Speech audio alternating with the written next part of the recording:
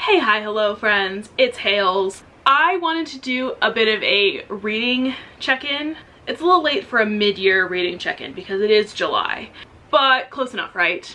So I thought I would talk a little bit about specifically the books I've read for the reading challenges that I decided to participate in this year. So over on Instagram, every single year for maybe the past, I don't know, 3 or 4 years, I have participated in this 12 books, 12 months, 12 friends challenge. But basically, you post on your stories with a question box and you have people recommend books to you. And you fill out this template so that once 12 people have recommended books for you, your goal is to read at least one a month, every month for the entire year. I have never, in all the years I've participated, ever completed the challenge. Not really something to brag about, but I am a mood reader and I do really bad with TBRs. Yet for some reason, I keep thinking this is going to be a good idea and I keep participating in this reading challenge every year. However, this year I decided to be crazy and I filled out 2 of these templates. So one was for my general following on my public stories. The other I posted in my, what is it called? My broadcast channel. So I posted in my broadcast channel for them specifically to recommend books to me, and so I filled out 2 of them. And let me say, for the first 4 months of the year, I did so well. I read one from each of the challenges, which honestly for me is pretty good because usually I think I fall off around month 2. But I did fall off this year around May. I had my Libby holds and then I never actually followed through. And then June was really chaotic and I was in a huge reading slump, so I didn't read any of my challenge books for May or June.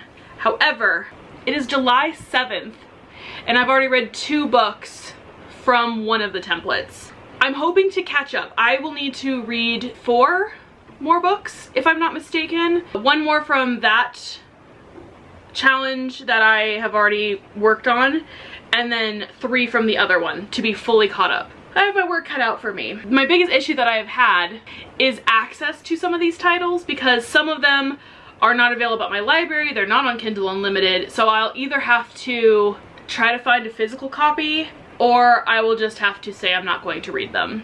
I'm not a big fan of purchasing books if I'm not sure I'm going to enjoy them or reread them. And a lot of the books on this challenge are not in my preferred genres or books that I personally think I will want to reread. But I thought we would jump in a little bit and I would show you my challenges and we could go through them month by month and talk about each of the books I've read so far. Sorry, just had to take a spider break because I saw a tan spider crawling across my floor. So, first up for my general challenge, I read Girls Weekend by C.M. Nascosta. This is a recommendation from my book bestie, who is a huge monster romance fan. And she recommended this book to me last year, and I didn't get around to it. So she recommended it to me again this year, and I finally got around to it. I made sure I read it first thing, and I thought it was a pretty good story. I think I gave it 3.5 stars, if I'm not mistaken. I liked it. I thought it was a fun read. I thought it was pretty spicy. I liked the characters. My main concern was that it doesn't give a full story just in the one book. I knew it was a series, but I didn't realize that the plot isn't wrapped up for that first book. I'm not sure that I will go back around to finishing the series. So sorry, Chelsea. I'm sure it's a great book for someone and I did enjoy it, but it wasn't my favorite story and it didn't make me want to know what happened next enough to prioritize picking up the next several books in the series. That might change. I might down the line decide I want to know what happens next, but at this point, I have put that series aside. For my broadcast channel challenge, which I'm gonna call the Gremlin challenge because my broadcast channel is called Book Gremlins, the We Are Currently Reading Book Gremlins.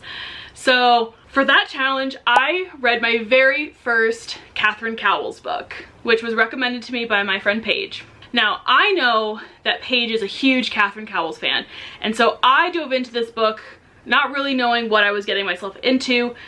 I thought that the cover was a little bit misleading because it is pastels and these really pretty designs. Sometimes it has the people covers and sometimes it has the discreet covers, and the discreet covers has like a forest. I don't know. I just kind of assumed that it was going to be just a small town romance.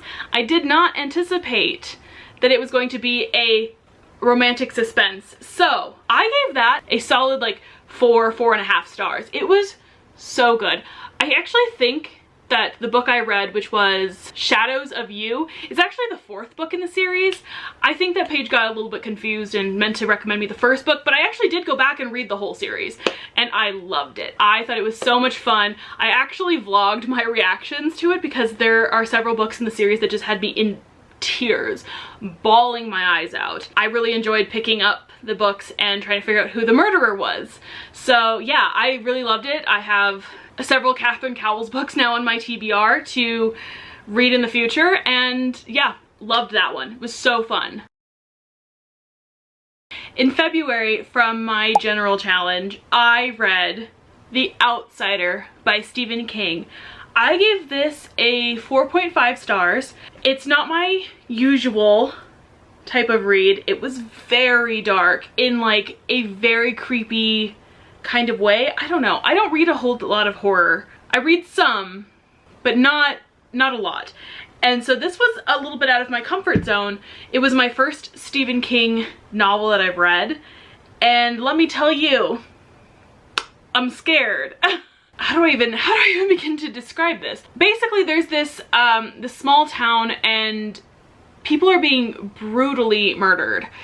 And there's basically the person who the witnesses say it is has no recollection of ever doing this thing, and in fact has an alibi where they were somewhere else, in fact not committing this crime.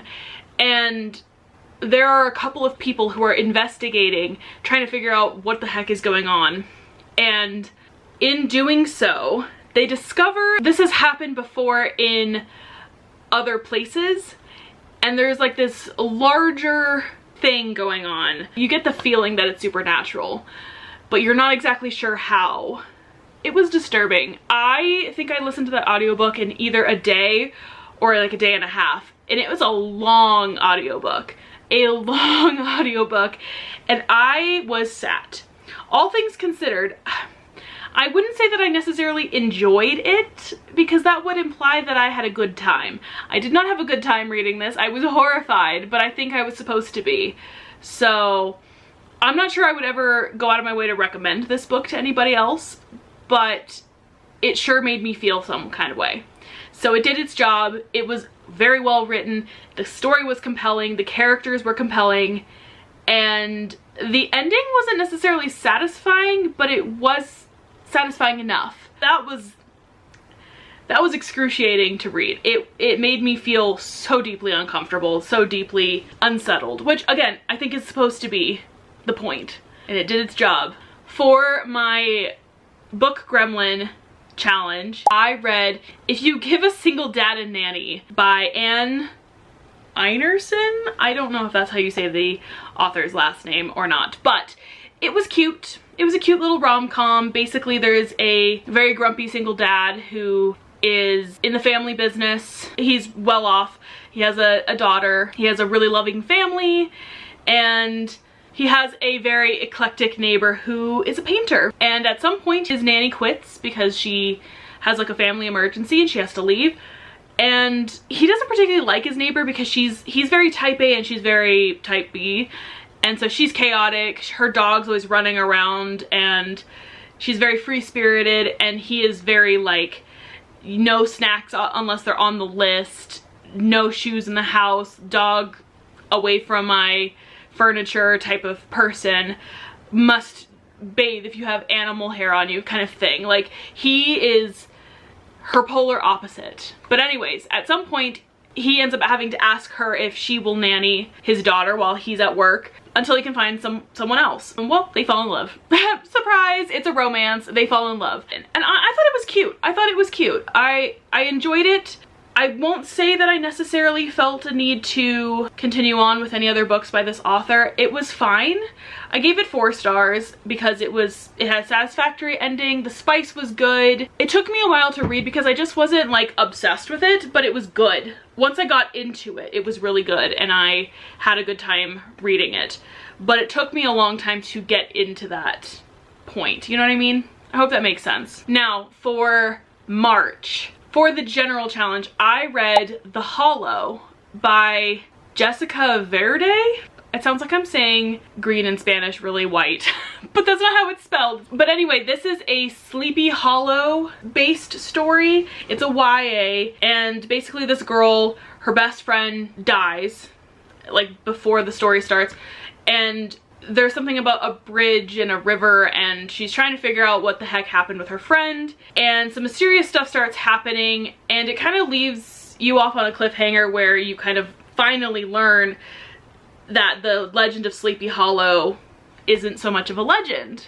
I gave this a generous 3 stars. There was nothing wrong with this story, but I felt way too old to be reading it. It was very YA, and I say this as someone who loves YA and champions YA as like a genre that I deeply love, but this just felt extraordinarily YA, not in a fun way for me personally. I can foresee the type of person that I would recommend this book to, but for me it was okay. It was a perfectly fine story. I probably will not finish the series. I probably will DNF that series. Maybe 3 stars is too generous, but I didn't think it was a bad story. I just personally couldn't relate to the characters. It wasn't a 2-star read either. Maybe a 2.5 star if we're gonna be picky.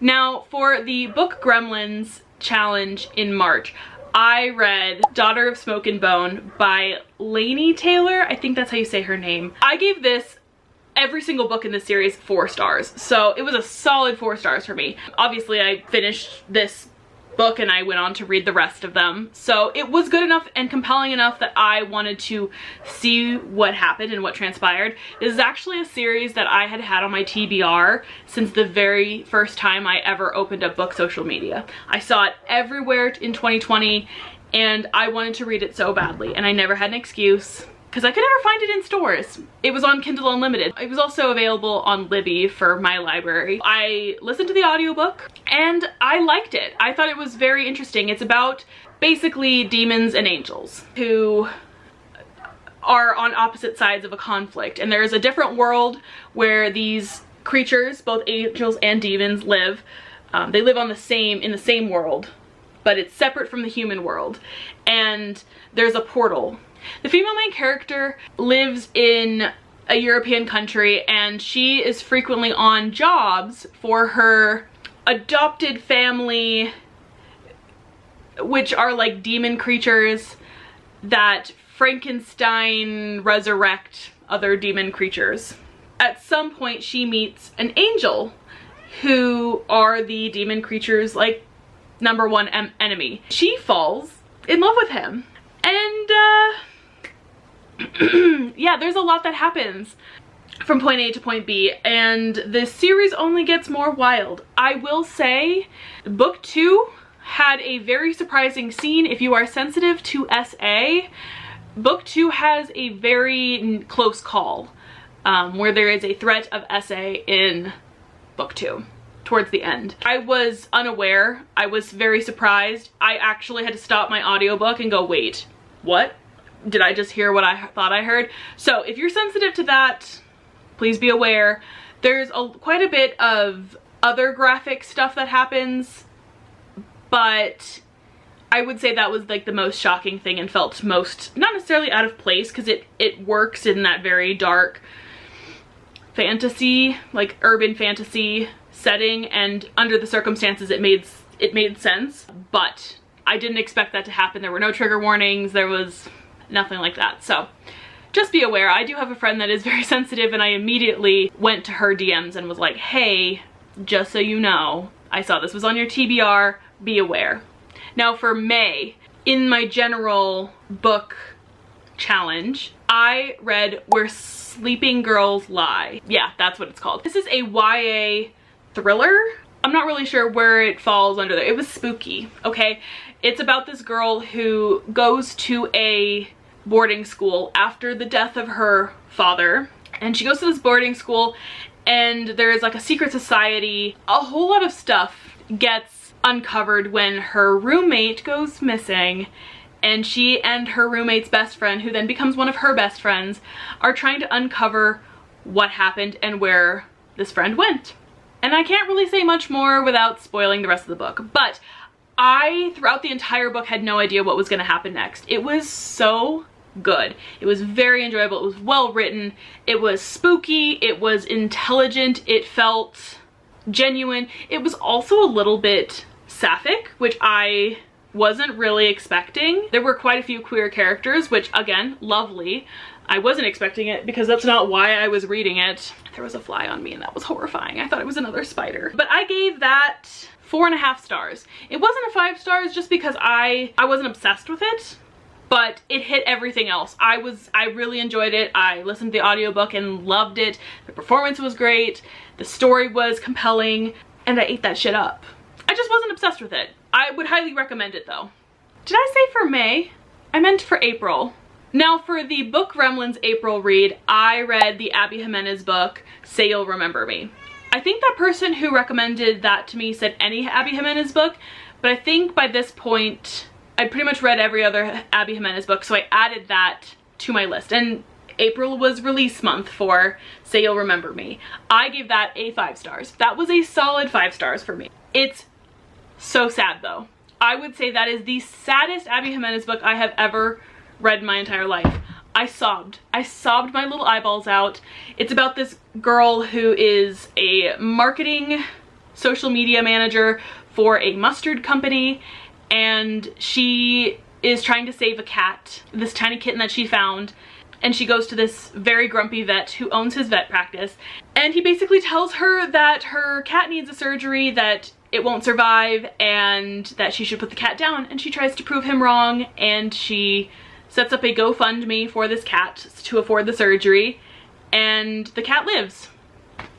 So, and of course they actually quite enjoy each other, and they go on a date, and it goes really well.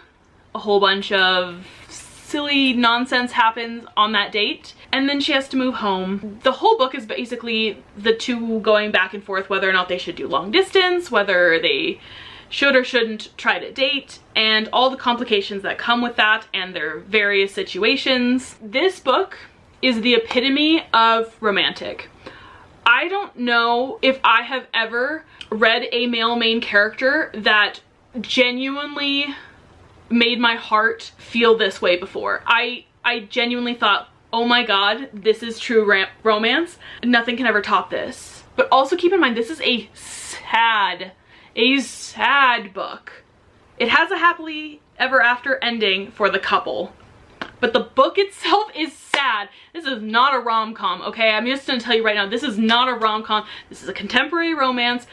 There are funny moments. This is not a rom-com, okay? So please check your triggers in this book, because I can foresee that being a real issue for some of the topics. That's actually the last book I read for the Book Gremlins reading challenge, because I fell off the wagon. I meant to read Empire of the Vampire, is that what it's called, by Jay Kristoff, and Last Night at the Telegraph Club, I believe, is the other book that I had my Libby holds and I accidentally let them elapse. So I'm waiting on those to pop back up in due time.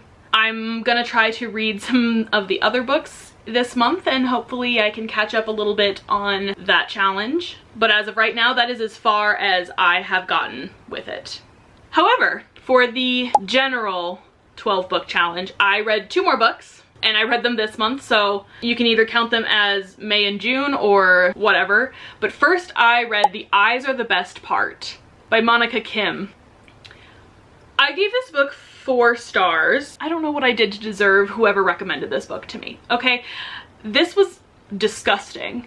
I already think that eyeball things are very gross. and this made me want to hurl. I did listen to the audiobook at like 3 times speed because I wanted to get through it. I did not want to savor it. I wanted it to be over, but at the same time I experienced some feelings. So this follows a Korean American girl whose parents immigrated, and her parents break up in the very beginning. They get divorced, and so the mother is always talking about how fish eyes are good luck to eat and they're the best part. And one day she's very brave and wants to cheer her mother up, so she decides to partake in said fish eyes. I could have lived my whole entire life without the description of what it's like to eat an eyeball. I don't want to know about the texture. I don't want to know about the flavor. It was disgusting. I want to throw up just thinking about it. Things progress from there, and there's just more eyeballs. There's a lot of eyeballs, and it's definitely a horror. It's a horror novel, okay? So just know that you're gonna be horrified, because I certainly was. Nobody ever recommend another eyeball book to me because I don't think I can do it. I don't think I can do it. It ended in a pretty satisfactory way, I'm not gonna lie. I did spoil the book for my entire family because I needed to tell somebody about it. So if you've read it, please slide into my DMs, and we need to like trauma bond over this book because, oh my god. The last book that I have read from the challenge is Green Lights by Matthew McConaughey. And now I was told specifically to listen to the audiobook, which is perfect because that's my personal preference when it comes to consuming memoirs. I gotta say though, I'm already not a Matthew McConaughey fan. Unfortunately, I still feel that way, and probably even more so after listening to his memoir.